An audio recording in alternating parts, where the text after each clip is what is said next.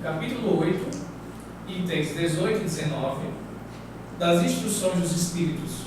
Então, é um tema chamado Deixai que venham a mim as criancinhas. São duas mensagens que Allan Kardec coletou, uma na cidade de Paris, assinada pelo Espírito João Evangelista, e a outra mensagem na cidade de Bordeaux, assinada por um Espírito Protetor. Então, estamos com Stanley e Edilmo para participarem junto conosco. E, como é de costume, a gente pede para vocês pegarem os seus livros em casa, abrirem no capítulo 8, item 18, colocarem também águas para, no final do estudo, a gente ingerir água magnetizada e assim fazermos o Evangelho online, tentando ao máximo corresponder à prática que nós devemos ter semanalmente em nossas casas, nessa reunião do culto familiar, que aproxima os bons espíritos e nos traz elucidações para a nossa vida cotidiana. Então, para a gente se harmonizar e entrar em sintonia com a espiritualidade, vamos pedir ao nosso amigo Edilmo para fazer a prece inicial e depois nós iremos então fazer a leitura e os comentários desse texto. Jesus, querido amigo, estiveste, Senhor, há 2000 anos,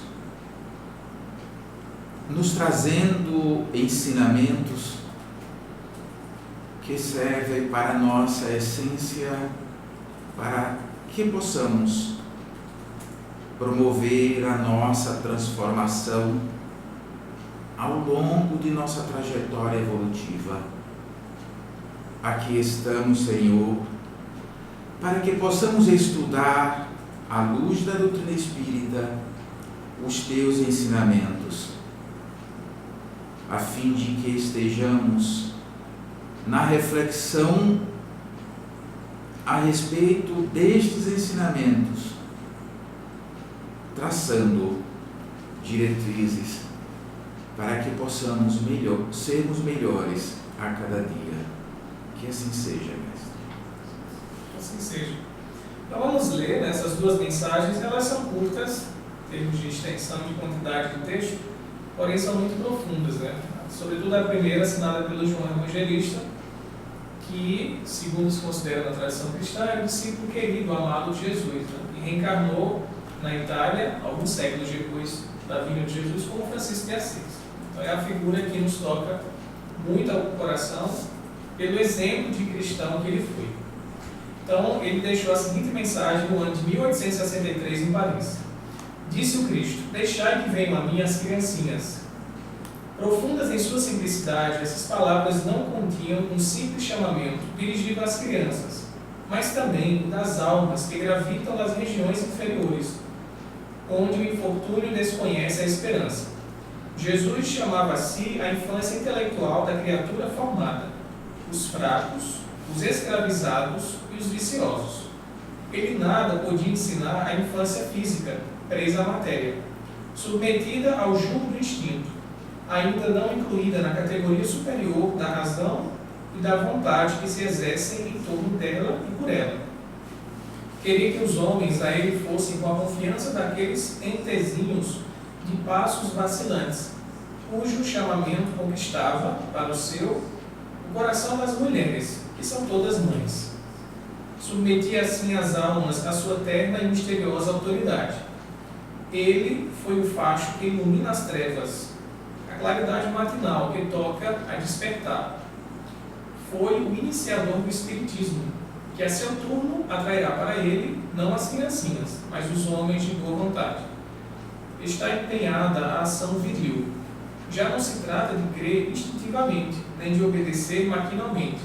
É preciso que o homem siga a lei inteligente que se lhe revela na sua universalidade. Meus bem-amados, são chegados os tempos em que, explicados, os erros se tornarão verdades.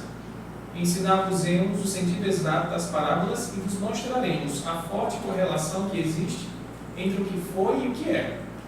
Digo-vos em verdade, a manifestação espírita avulta no horizonte, e aqui está o seu enviado, que vai resplandecer como o sol no cume dos montes. João Evangelista, Paris, 1863. E a outra mensagem, do Espírito Protetor, na cidade de Bordeaux, foi dada no ano de 1861, é o item 19. Deixai venham a mim as criancinhas, pois tenho leite que fortalece os fracos. Deixai venham a mim todos os que, tímidos e débeis, necessitam de amparo e consolação. Deixai venham a mim os ignorantes, para que eu os esclareça. Deixai venham a mim todos os que sofrem, a multidão dos aflitos e dos infortunados. Eu lhes ensinarei o grande remédio que suaviza os males da vida e lhes revelarei o segredo da cura de suas feridas. Qual é, meus amigos, esse bálsamo soberano que possui tão grande virtude que se aplica a todas as chagas do coração e as cicatriza? É o amor, é a caridade. Se possuís esse fogo divino, que é o que podereis temer? Direis a todos os instantes em vossa vida: meu Pai, que a tua vontade se faça e não a minha. Se te apraz experimentar-me pela dor e pelas tribulações, bendito sejas, porquanto é para o meu bem. Eu sei que a tua mão sobre mim se abate. Se é do teu agrado, Senhor, tem piedade da tua criatura fraca, dar-lhe ao coração as alegrias sãs, bendito sejas ainda. Mas faze que o amor divino não lhe fique amodorrado na alma, que incessantemente faça subir aos teus pés o testemunho do seu reconhecimento. Se tendes amor, possuís tudo que hás desejado na terra. Possuís preciosíssima pérola, que nem os acontecimentos, nem as maldades dos que vos odeiem e persigam poderão arrebatar. Se tendes amor, tereis colocado o vosso tesouro lá onde os vermes e a ferrugem não podem atacar, e vereis apagar-se da vossa alma tudo que seja capaz de lhe conspurcar a pureza. Sentireis diminuir dia a dia o peso da matéria, e, qual pássaro que adeja nos ares e já não se lembra da terra, subireis continuamente, subireis sempre, até que vossa alma, inebriada, se farte do seu elemento de vida no seio do Senhor. O Espírito Protetor, do 1861. Então, iniciando pela mensagem do João Evangelista, o que a gente poderia trazer de início para os nossos ouvintes, os nossos telespectadores da internet, do conteúdo, de o que ele traz sobre essa passagem de Jesus. Jesus estava, para a gente se situar, num contexto de ensinamento, como era de seu costume, e algumas mães trouxeram até a presença dele crianças. E é interessante a reação dos apóstolos nesse momento. Os apóstolos disseram: não, levem para lá essas crianças, elas vão perturbar Jesus. E aí eles falam: deixai vir as minhas criancinhas. Então é um quebra de paradigma para aquela época. A criança não era vista como nós vemos hoje. Como Jesus também fez em relação às mulheres que não tinham o devido valor que mereciam, ele eleva a criança a uma categoria que ela não tinha e a toma como símbolo de pureza, mostrando aqueles pescadores, que já tinham evolução espiritual, sem dúvida, mas que faltava ainda essa sensibilidade amorosa para receber todo mundo, evitando partidarismos ou preferências em relação a determinadas classes. A criança é por Jesus acolhida, e não só acolhida, mas é símbolo de pureza. E o João traz para o nosso aprendizado uma interpretação que vai muito além da criança como infante. Ele traz algo da nossa alma, O que a gente poderia trazer para as pessoas? Vamos visualizar aí, João, dois aspectos. Esse aqui é o João, mas não é o evangelista, dois aspectos aí. Primeiro, esse momento como você colocou, que foi a permissão de Jesus para que as crianças, ou na linguagem nós como os infantes, pudessem chegar até ele. Esse conceito de impedimento das crianças se aproximar dos adultos, isso até recente ainda, nós tínhamos isso. Lembro bem que na minha infância, a gente, para se aproximar de uma reunião de adultos, era um sacrifício, praticamente não era permitido. Então era escolhido que as crianças tinham que ir para o lugar, alguém tomar conta para não atrapalhar os adultos ou perturbar os adultos. Jesus, já naquela época, ele quebra essa, digamos assim, essa rotina social ou esse conceito. Ele diz: deixe que venham a mim as crianças. E ele aproveita esse momento da receptividade para trazer o ensinamento que ficou apenas como um símbolo, para muitos um mistério. Mas, na doutrina espírita, João aqui, João Evangelista, nessa mensagem em 1863, ele traz um complemento, que Jesus utiliza aquele momento da infância biológica, da infância no corpo físico, para que nós pudéssemos compreender, na verdade, o estágio da infância espiritual. Ou seja, na trajetória evolutiva, nós vamos, aqui na superfície da Terra, o exemplo mais prático que a gente pode citar, porque é o palpável, conhecido por todos nós. Nós vamos encontrar pessoas em vários estágios de evolução no mesmo ambiente. E você não sabe identificar quem é quem. Por quê? Primeiro, pelo esquecimento do processo reencarnatório. Segundo, porque todas as pessoas estão a trocarem oportunidades, né? Terem as circunstâncias de educação, de trabalho, de vida familiar, de vida social. Então você não identifica, se você não tiver uma percepção espiritual do ser, aqueles que estão num estágio de infância e aqueles que estão num estágio de maturidade. Ora, o que Jesus colocou aí está exatamente no comecinho da explicação de João, quando ele diz assim, o das almas que gravitam nas regiões inferiores, onde o infortúnio desconhece a esperança. E ele completa, Jesus chamava a si a infância intelectual da criatura formada, os fracos, os escravizados e os viciosos. Por serem, digamos, adultos, do ponto de vista da conquista material, que passaram pela infância material, biológica, atingiram o estágio adulto, mas espiritualmente ainda estão no estágio inicial da evolução, no estágio humano. Tem muita imaturidade ainda, né? Sim. Falta experiência, falta conhecimento. Que tem um elemento aí, você diz falta experiência e falta conhecimento, mas é um elemento que ele vem a colocar claramente. Ora, como é que você lida com a criança? Você lida ela com cuidado, com carinho, com respeito, dando instrução a ela. Ao mesmo tempo, com a criança, você terá de ser o orientador e o protetor. Você terá de ser a esperança, mas também terá de ser o pulso. Foi assim que Jesus se posicionou, não para as crianças biológicas, mas para a criança em humanidade. As crianças em humanidade precisam da presença de um instrutor. Então, naquele momento, Jesus foi um instrutor, mas também o amparador. Jesus, naquele momento, ele dizia, deixe que venham a mim as criancinhas. Deixe que venham a mim. Ou seja, ele estava dizendo, deixe que todos os espíritos que precisam de amparo, que precisam de esperança, que precisam de compreensão, que precisam de entendimento, venham a mim. Porque, e ele em todo momento diz, eu sou o caminho, a verdade e a vida. Ele diz, eu sou o instrutor, mas também ele se posiciona aí como o amparador. Como é a história de ser um amparador?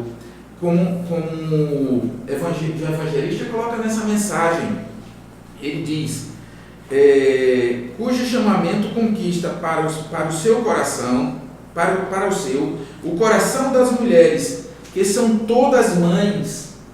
Ele posiciona o amor de Jesus nesse momento, com todas as criaturas em estado de infância, como o amor materno com seus filhos. O que faz uma mãe com seus filhos? Protege a criança, procura amparar a criança, instruir a criança e dar o melhor para ela. Então Jesus, com o seu coração, se posicionou como uma mãe. O divino entendimento, a harmonia maravilhosa nesse processo, nesse contexto. Porque ele estava aí, como diz João Evangelista, dizendo assim, todos vocês na humanidade da Terra, que estão na infância espiritual, procurem ser como as criancinhas, singelos, simples, humildes, tenham confiança no Pai, tenham confiança na renovação. Eu sempre digo o seguinte, Uma criança, quando confia, ela age diferente com alguém. Quando ela não confia, ela não quer nem chegar perto. Uma criancinha, quando confia, ela corre para os braços de alguém e quando chega muito próximo, ela gira e se joga de costa. Esse é o exemplo de uma confiança plena da criança. Então, o que ele diz aqui? Ele está confiando todos aqueles que estão no estágio inicial da vivência humana, mas que são fracos, que se deixaram escravizar, que estão nos processos viciosos. Em outras palavras, muito pequenas, ele diz: vocês não estão perdidos, são filhos meus, irmãos meus, eu sou como tua mãe, eu estou para te amparar, não é? Eu lendo isso, eu pensei assim, qual de nós não se encontra em pelo menos uma dessas três condições? De fraqueza, está escravizado e está vicioso, né? A gente lê isso e pensa assim, não, vicioso é aquele que tem uma compulsão pela bebida, pelas drogas, mas nós temos os nossos pequenos vícios também, né? Eu creio que por mais evoluído que seja a criatura nessa vivência terrena, seja um grande gênio da ciência, seja um grande pintor, seja um grande sacerdote ou alguém entendido das coisas de religião, por sermos ainda espíritos em processo de aperfeiçoamento, né? Salvo os missionários como o próprio Jesus, que já estavam num grau de pureza, ainda carregamos uma dessas três facetas: de fraqueza, de escravização aos nossos desejos, aos nossos prazeres, e a viciação, né, que é, na verdade, um dos mais graves, porque nos prende a um determinado contexto, né, e nos impede de ver outras possibilidades da vida. Então, qual de nós pode se arrogar e dizer: eu dispenso Jesus, eu não sou mais criança, eu já sou um adulto espiritual, então eu não preciso ir até Jesus? Eu creio que todos nós precisamos, mas muitas vezes pela rebeldia, pelo nosso orgulho, né, de se achar já autossuficiente, a gente não quer se dobrar e ser acolhido pelos braços maternais de Jesus. A gente se considera autossuficiente, não, eu não preciso de religião, eu não preciso de Deus, né, e vou resolver tudo com a minha própria razão. Né? Fica a reflexão para a nossa postura perante isso. Nós estamos nos colocando como criancinhas ou não? Stanley, quer trazer considerações essa mensagem de João? Eu partilho da sua percepção e diria que, na realidade, o objetivo maior da vida é a substituição dos vícios pelas virtudes. E, nesse sentido, afora, como você bem ressaltou, os missionários, eu não creio que nenhum de nós esteja sequer em condições de apurar, tanto do ponto de vista quantitativo, como, sobretudo, do ponto de vista qualitativo, o que existe de vícios. Esse domínio, ele nada mais é do que a própria definição que Kardec cunhou no Evangelho para o espírita, ou seja, o conhecimento das más inclinações e o esforço que empreende para domá-las, transformando-se por conseguinte em um espírito melhor. Mas nesse caminho, quando Jesus traz à tona a figura da criança, eu percebo que o que Jesus mais almeja é que nós nos distanciemos do vício que você ressaltou, do orgulho, da vaidade. Porque, normalmente, o adulto, ao olhar a criança, sempre a tem na percepção de que é um espírito que ali está, quando ainda concebe como um espírito, mas que é um espírito criança, e isso não é uma realidade. Né? Nós sabemos que o contexto reencarnatório traz à tona cada vez mais, evidenciando esta realidade, seres que, a despeito de estarem num corpo de criança, já têm conhecimento, já têm domínio na arte, até mesmo no campo da ciência, que muitas vezes o adulto não alcançará. Nós temos aqui exemplo entre nós, não é distante da nossa realidade. Nós temos pessoas no campo da arte, nós temos crianças dando ensinamentos belíssimos aos adultos. O que existe de desafiador nesse contexto é partirmos verdadeiramente em direção à simplicidade, nos compreendermos como espíritos em evolução, permeados por um contexto de muita prova e expiação, e nesse sentido também compreendermos que só há um único caminho, e o caminho é Jesus, porque Jesus não escreveu, Jesus viveu, e ao vivenciar exemplificou, e ao exemplificar se perenizou. Porque estas percepções não foram defesa do advogado Jesus, foram percepções externas de quem o observou enquanto um peregrino no nosso contexto. Ele não se preocupou porque ele sabia que se a palavra poderia convencer, a atitude certamente haveria de arrastar. E hoje os que se aproximam de Jesus, sobretudo com esse objetivo de tornar-se simples no modelo criança, realmente evidencia que foi arrastado. Você fala em Jesus, na sequência do texto de João, ele vai ter um momento que é dedicado à figura de Jesus, né? Depois ele fala que Jesus tinha uma autoridade misteriosa, interna, ele conseguia dominar as pessoas no bom sentido pela sua força moral, né? Ele não tinha que usar dos artifícios que os romanos usavam, né? Pela força, bastava a presença dele e a irradiação da sua luminosidade que as pessoas se sentiam tocadas, né? A gente viu o exemplo do senador Públio Lentulus, né? Há 2000 anos, que relutou muito em ir até Jesus, né? Mas por causa da filha, quando ele chega, ele se dobra, chora. O que está acontecendo comigo? Ele é tomado por emoção pela presença de Jesus. Depois de falar isso, que é mais do que patente nos textos evangélicos, né? O qual Jesus tinha realmente autoridade moral, ele fala que ele foi o facho que ilumina as trevas, que é na verdade a nossa condição de ignorância, que é a grande treva que a gente carrega, né? Ele vem como sendo a luz do mundo, né? Ele fala, eu sou a luz do mundo, e vem trazer para todos nós a verdade. E o João diz algo muito interessante que nos toca enquanto espíritas. Ele fala que Jesus foi o iniciador do espiritismo. E que o espiritismo, a seu turno, atrairá todos nós para ele. Porque aceitar Jesus como sendo Messias, como sendo Salvador, a gente já, em tese, aceita há alguns séculos pela igreja. Mas mais pela obediência, né? Por ser conivente com a estrutura da igreja, pelo temor, muitas vezes. Represálias poderiam ser dirigidas a nós. Mas o Espiritismo faz a gente aceitar pela consciência. Então é uma adesão permanente.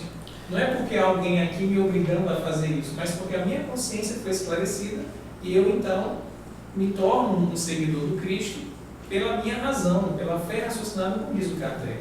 Isso é muito importante o que João diz aqui. Como homens de boa vontade. Já não mais naquela condição infantil, mas uma condição de maturidade racional. Eu tenho adesão a Jesus pela minha condição de consciência. E tem um aspecto aí que a gente deve observar que no texto deixa entrever o que a doutrina espírita traz para a gente. Que a ciência espírita, trazida pelos espíritos para nós através da sua filosofia e na vivência do homem, nos faz entender que nós somos seres de vivência energética. Sim. Nós temos uma estrutura mental que André Luiz, nos seus livros, vem a chamar de luz mental, e que essa luz mental vai permear toda a estrutura do ser, penetrando toda a sua estrutura do corpo espiritual, perispírito, e do corpo do soma, do corpo biológico. Mas o comando central está na mente. O ser que está no seu estágio inicial, ele não sabe dominar essa energia. Então, o Jesus o convida a vivenciar os seus ensinamentos por um elemento de compreensão que se torna simples para nós quando entendemos que essa energia precisa ser domada. Quando ele disse domar as más inclinações, também está embutido nesse conceito o domar a energia poderosa que está em nós, que é o plasma divino, que é fornecido pelo provedor divino, que é Deus. Ora, essa energia que nos alimenta, que nos mantém em pensamento, que nos mantém em vida e que nunca se esgota porque o provedor é inesgotável, nos coloca como imortal. Mas dentro desse contexto, nos coloca como um aprendiz contínuo e um aprendiz de domador dessa energia para saber se expressar de modo e vivenciar de modo harmônico.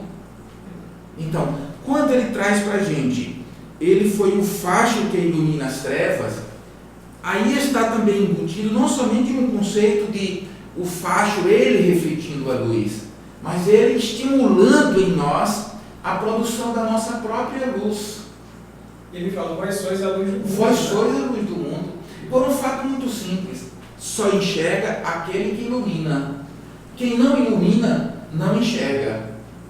Então é preciso a gente aprender a iluminar, para que a gente tenha condições de enxergar o caminho. Se você não ilumina o seu caminho, você não enxerga. O outro pode até estar iluminando, mas como a sua luz não está chegando ali, você não enxerga. Como a gente vinha conversando no carro com o Stanley, que é o despertar. Você estuda, você aprende, mas em determinado momento você vai ter que despertar com aquela informação. Ela terá de ser transformada em conhecimento dentro de você, mas acima de tudo em vivência. Aí essa vivência é o despertar, e o despertar leva ao estágio de maturidade, naquele estágio em que você está de evolução. Aí que é esse momento vivencial que é convidado por Jesus através do Espiritismo, é que é o momento religioso. É você viver o que Jesus ensina, domando a si, é domar essa energia interna, é domar, saber conduzir, saber aplicar de modo correto a energia fornecida por Deus a nós, instante a instante. Deus não está lá fora no mundo, Deus está em mim. Deus está alimentando tudo o que eu faço. Então eu tenho que aprender a aplicar de modo correto essa energia. Não é?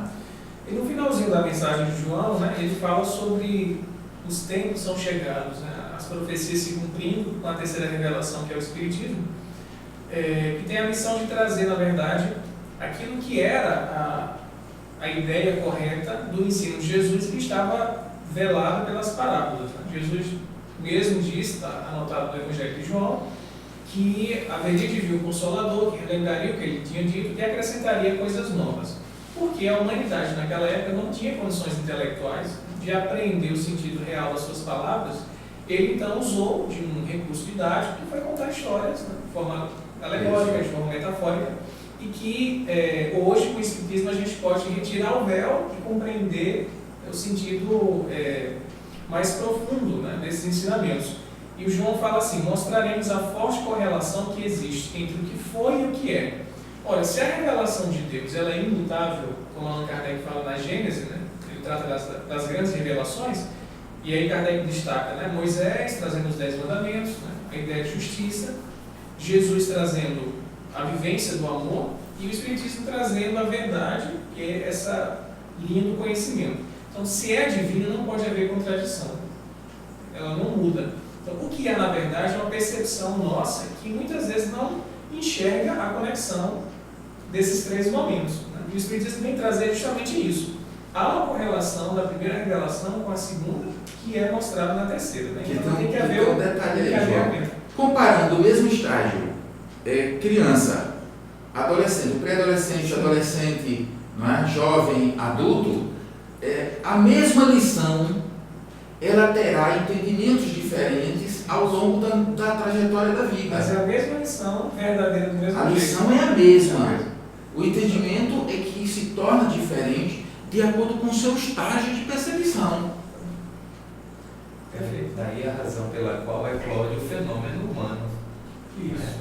Agora, eu gostaria de destacar, como João pontuou, a questão inerente ao Espiritismo. Não o Espiritismo por predileção, mas o Espiritismo como meio para a libertação e virtude do meio que confere a você para que você possa raciocinar. E o que é fundamental é a compreensão da conservação da unidade. Essa unidade ela é conservada da mesma forma quando você estava no âmbito do corpo biológico. Então, os vícios e as virtudes caminham com você, independente de estar revestido ou não de um corpo biológico. Nesse sentido, melhor compreensão no âmbito pedagógico, eu creio que não há, porque a chancelar tudo isso vem o fenômeno mediúnico comprovando a comunicabilidade entre seres com um corpo biológico e os seres desprovidos desse corpo biológico, porém conservando essa unidade, dizendo, olha, eu estou aqui, mas eu continuo no estágio de criança intelectualmente falando, porque existiam coisas simples que eu poderia realizar e não realizei, em virtude da incidência da vaidade, do egoísmo. Então, essa proposta espírita se revela num contexto verdadeiro justamente por conta disso, por permitir que você possa, à luz da razão, empreender raciocínios que mais se aproximam da verdade do que qualquer outra propositura. Como bem colocou João, no começo a gente colhe aqueles ensinamentos emanados de diversas correntes religiosas, mas por imposição. A partir do momento em que a gente caminha para uma maturidade tendendo a refletir mais profundamente, compreendemos que as passagens simples de Jesus, na realidade, são os grandes enigmas a serem enfrentados, porque a proposta dele é simples no sentido de se apresentar, mas se torna complexa em virtude dos vícios que reveste a criatura humana. Então, são os meios de resistência a essa proposta de simplicidade, que a torna complexa. Da mensagem de João, a gente poderia destacar mais algum ponto ou a gente poderia já ingressar na mensagem do Espírito Protetor? Devemos. Eu destacaria um único ponto, a reflexão de que quando Jesus diz, vinde a mim as criancinhas, ele deixa claro que, olha, é preciso amparar, é preciso amar, porque as crianças serão os adultos, e os adultos voltarão a ser as crianças. E a terra é o espaço, é a escola, através da qual esse exercício de idas e vindas promoverá a revolução interna de cada um, que é a revolução na busca pelo encontro com o amor. Fazendo com que cada criança espiritual, no futuro, será um adulto espiritual. Pois é, quem sabe o anjo. Para tutelar novos espíritos que vão estar na condição que ele um dia esteve, né? A evolução é essa troca. Você recebe auxílio de alguém superior, mas você tem que também dar o que você conseguiu para aqueles que estão na retaguarda. André Luiz, numa de suas obras, ele presenciando as atividades da reunião mediúnica, e na descrição tem as dificuldades dos médiuns e dos integrantes da reunião. Então ele diz, por que não, na nossa linguagem aqui traduzindo, por que não censurá-los? Por que não chamá-los a atenção? Aí o orientador espiritual diz para André Luiz, calma André, eles estão no estágio deles e nós estamos aqui para colaborar. Então tem uma expressão mais ou menos assim, no passado nós éramos os necessitados, hoje somos os instrutores. A civilização de antanho, hoje, é a protetora. E a civilização atual é a protegida. Quer dizer, cada civilização ela vai adquirindo estágio de acordo com os integrantes dela. E quando aprende, tem que voltar para instruir os outros. É o dever do mais velho ajudar quem está no início. Então, no item 19, nós temos a mensagem do Espírito Protetor. Ele inicia falando algo muito semelhante ao que o João disse em relação à fraqueza, né? O João disse que a criatura na infância intelectual teria o quê? Fraqueza, né? Seria escrava e teria vícios. E o Espírito Protetor fala que essas crianças são os tímidos, os débeis, né? Que precisam de amparo e consolação. Você ser débil e ser tímido tem muito a ver com fraqueza, né? Então ele direciona inicialmente para esse aspecto. E depois fala, deixai e venham amigos ignorantes para que eu os esclareça. A gente também já comentou, né? Mas um aspecto que nós ainda não chegamos a comentar de uma forma mais detalhada é o que ele diz a seguir, que é os sofredores. A multidão dos aflitos e dos infortunados. A gente tocou, claro, nesse ponto de forma geral, mas não de modo mais pontual. E ele vai detalhar esse aspecto dos infortunados, que são todos nós, na verdade, uns mais outros menos, que temos situações de malefício na vida e passamos por decepções, né, por tristezas, por perdas, e ele vai dar uma lição que eu considero muito bonita de como nós devemos nos portar perante Deus com aquela humildade de criança, confiando, como o Edil colocou, nesse guia, nesse protetor. Olha, se eu sei que Jesus realmente só quer meu bem, que Ele é o governador do nosso planeta, né, que Ele é o nosso pastor, na linguagem bíblica, e se eu confio nele, eu não tenho por que me rebelar, por que ficar desesperado. Eu posso sofrer, vou ficar triste, mas não desespero daquele que não crer mais numa situação melhor, né? Perdeu o otimismo. E ele dá uma lição belíssima, né? Até colocando A ideia é como se fosse um de nós dizendo a Deus, né? Meu Pai, que a tua vontade se faça e não a minha. É a resignação. Né? Se te apraz experimentar-me pela dor e pelas tribulações, bendito sejas, porquanto é para meu bem. Eu sei que a tua mão sobre mim se abate. E aí, a gente muitas vezes não percebe isso.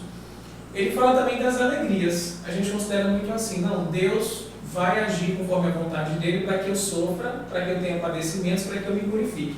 E nós nos esquecemos que Deus também age nos dando alegrias para a evolução espiritual. A alegria também é importante para nos dar mais gosto pela vida, né? Para nos dar mais entusiasmo. Até a ideia do conceito grego de entusiasmo é Deus dentro de você, né? É o enteos, trazer Deus para dentro de você. Então a alegria é importante para a vida também. E ele diz isso, né? Se é do teu agrado, né, ter piedade e dar alegrias sãs, é interessante o adjetivo que ele usa, né? Alegrias sãs, e não os nossos vãos prazeres, né, desenfreados e viciosos, como disse o João. São alegrias sãs do encontro como esse, né? De uma fraternização de juventudes espíritas, de você ir para o congresso entre pessoas queridas, né? Celebrar o nascimento de um filho. A gente sabe quais são as alegrias que nos causam problemas e as alegrias que nos causam satisfação verdadeira. Então eu achei muito interessante isso que ele diz, né? Tanto no aspecto de sofrimento, ele rende graças, porque sabe que é pedagógico, mas também não esquece de celebrar os momentos de alegria.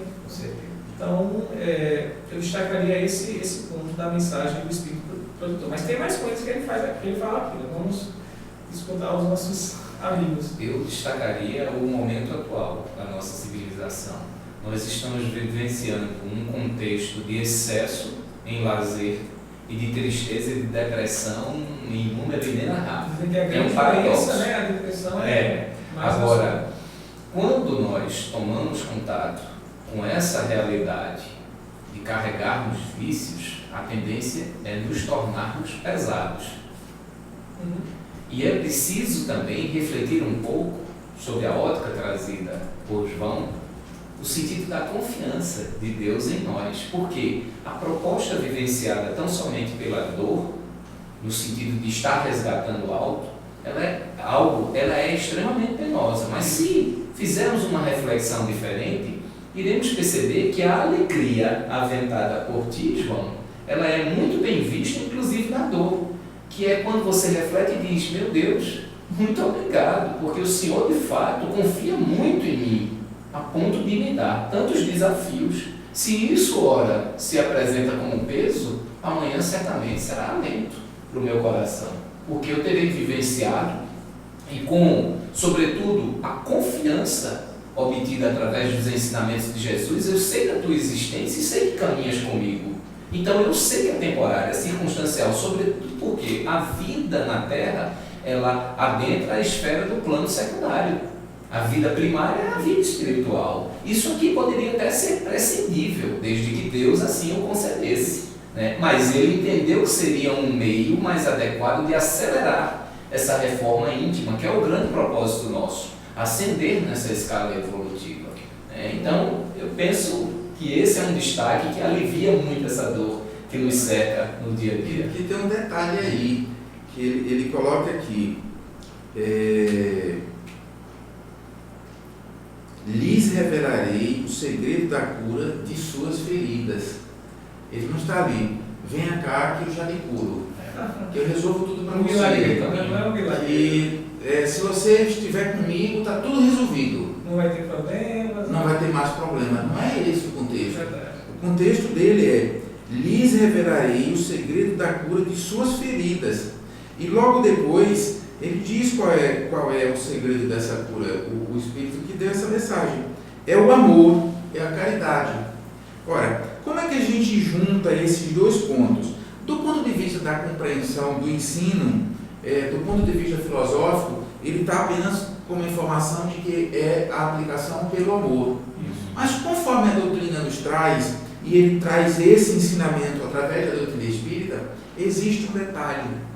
Quando você aprende a ser harmônico com o provedor divino, que não é uma subserviência, e sim uma integração, não é a acomodação, e sim o exercício ativo da aplicação sublime da energia divina que você recebe.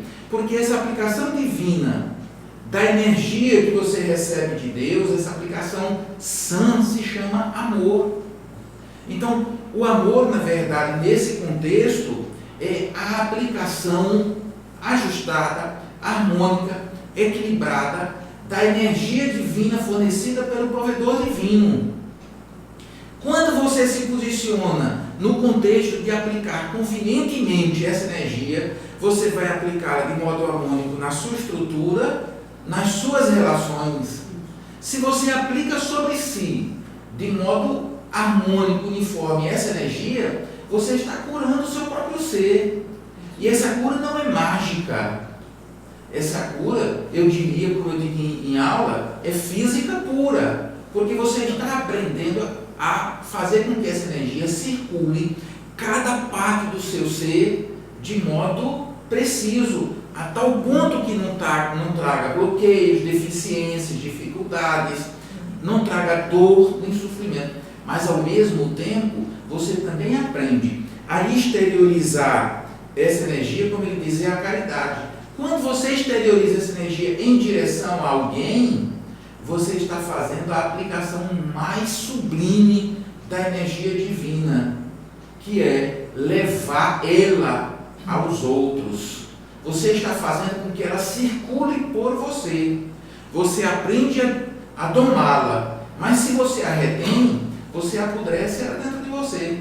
A gente vê qualquer represa, qualquer água estagnada, né, tende a criar situações que tem que deixar o fluxo correr. A energia está dentro de você. Você harmoniza em você, mas tem que exteriorizá-la. Essa exteriorização é a caridade. A aplicação sobre você é o amor. Aí você vai aplicar sobre o outro o amor, não. O amor só beneficia, como o perdão, só beneficia a você. Amar só beneficia a você. Não beneficia mais alguém. A caridade que beneficia a outros. Você é beneficiado na caridade ao fazer a sublimidade de uma relação para com os outros, porque você está vivendo a plenitude do amor. Amar alguém, amar a Deus, amar a tudo, não beneficia os outros. Você só beneficia a você porque você está aplicando essa energia de modo harmônico.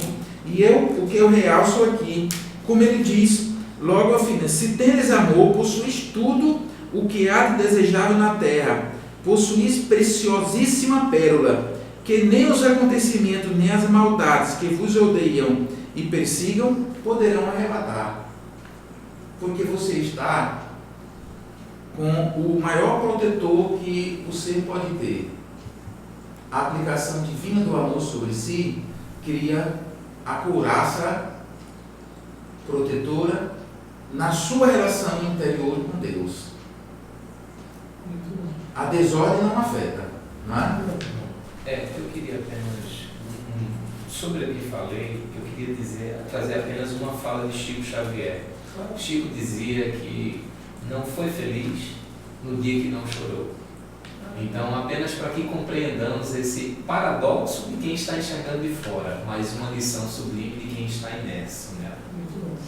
Então, meus amigos, o tema é muito enriquecedor, né? Quando a gente fala de amor aí, que a gente tem condições de explorar, mas nós temos que cumprir o nosso horário. A gente já chegou nesse momento. Vamos às considerações finais, né, breves, em cada um de nós, e depois eu peço que o Stanley faça a prece de agradecimento para a gente encerrar esse evangelho, né? Então, começando com o Edil, depois que o Stanley faz as considerações dele, já faz a prece.